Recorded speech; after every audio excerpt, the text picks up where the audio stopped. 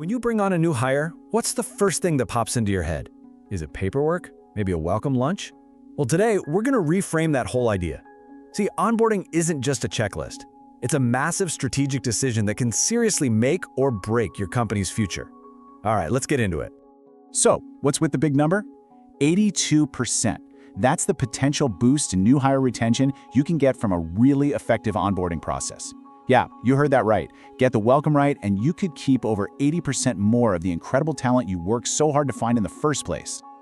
And that really brings us to the big question for this whole explainer, doesn't it? I want you to think about your own company for a second.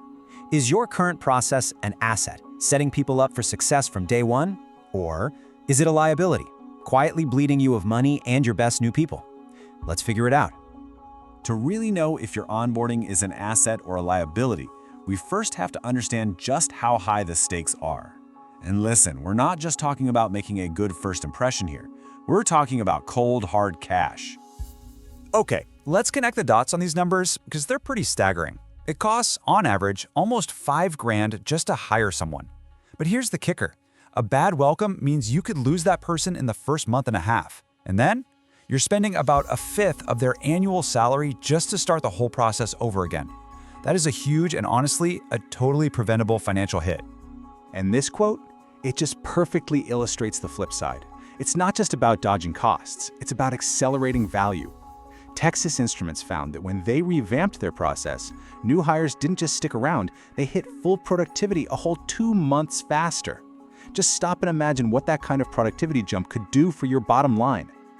All right, so maybe you're sitting there thinking, my in-house process is fine, it's not costing that much. But is it really? Let's peel back the layers and take a look at the hidden, often invisible expenses of trying to do it all yourself. When we actually visualize the total cost of onboarding, it's so easy to just focus on the direct stuff, HR staff time, maybe some materials. But the real story here is that those costs are just the tip of the iceberg. The real heavyweight, the thing that makes up about 60% of the total cost, is everything that's happening just below the surface. So what are these sneaky hidden costs? Well, it's the lost productivity when you pull your senior staff away from their actual jobs to train someone. It's the risk of a simple compliance mistake that ends up costing you a fortune. And it's that inconsistent, chaotic experience that happens whenever you have a big hiring surge. All these things add up, and they make in-house onboarding way more expensive than it looks on paper.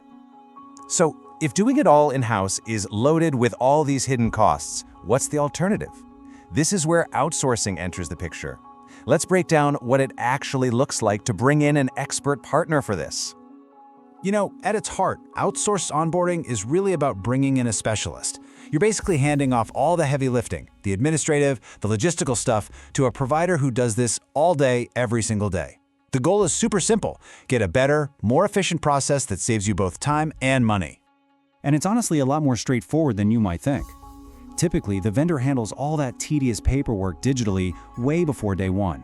They manage the required compliance training, they coordinate with your internal team so that when your new hire finally walks in the door, they are ready to go, not ready to get buried in a mountain of forms.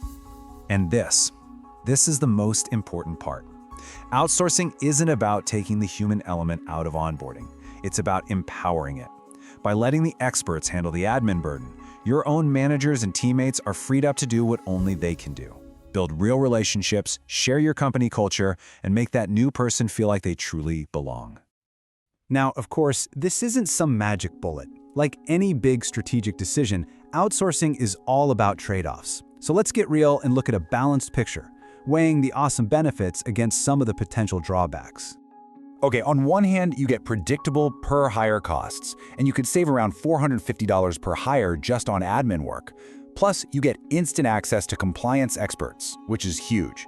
But on the other hand, the vendor fees can be high, and if you don't hire very often, the ROI might not be there. And, of course, you're sharing sensitive employee data, which always comes with some risk. And the trade-offs don't stop there. When you look at culture and control, the benefits are massive. A process that can be 3 times faster, freeing up your team from more important work. The drawback? You might lose some of that personal, unique company touch. You gain consistency for everyone, but you run the risk of the experience feeling a little sterile or scripted if you're not careful. So after all that, how in the world do you decide what's actually right for your company? Let's give you a simple but really powerful framework to help you make a smart, informed choice. It really all starts by asking the right questions. How many people do you actually hire each year? What's your true cost per hire, including all those hidden expenses we talked about? And here's a big one. What is the opportunity cost? I mean, what else could your team be doing with all that time they'd save? And hey, don't forget to think about a hybrid model. Maybe you just need help with the paperwork part. Think of this worksheet as your practical next step. Seriously, take a minute and think through these for your own company. Be brutally honest about your in-house reality versus what an outsourcing partner could bring to the table. Just putting these things side by side on paper is going to make the right path forward a whole lot clearer. And that really leaves us with this one last thought to chew on: your onboarding process. It's the very first and maybe the most important promise you make to a new employee. So you have to ask yourself, is your current strategy an investment in building your future leaders, or is it an accidental push towards creating future turnover? The choice, ultimately, is yours.